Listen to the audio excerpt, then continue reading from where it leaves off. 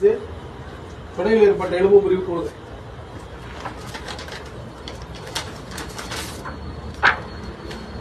கட்டுக்கட்டப்பட்டுள்ளது. தொடை எலும்பு முறிவாக இருந்தால், எந்த எலும்பு முறிவாக இருந்தாலும் குழந்தைகள் முதல் பெரியவர் வரை இயற்கையாக கூடுகிற அதிசயம். இதுக்கு அறுவை சிகிச்சை செய்து போல்டு நெட் ஸ்கூல் வைக்கணும்னு அவசியமே கிடையாது. அம்மாவுக்கு ஏற்பட்ட தொடை எலும்பு முறிவு கட்டு போடப்பட்டுள்ளது. மீண்டும் 10 நாள் கழிச்சு வந்தால் போதும், தொடர்ந்து 4 கட்டு போடும். போட்டால் ஆயா நடக்காது. ஒரு வாக்கர் வாங்கி கொடுத்தோம். வாக்கர் இயற்கை நடந்தா போதும். இந்த கால் எலும்பு முதல்ல கலங்கான வச்சு வேறமா வச்சிருவோம். வேற பண்ண வேண்டாம், சுத்தபத்தமாக பார்த்துக்கிட்டானா போதும். அதாவது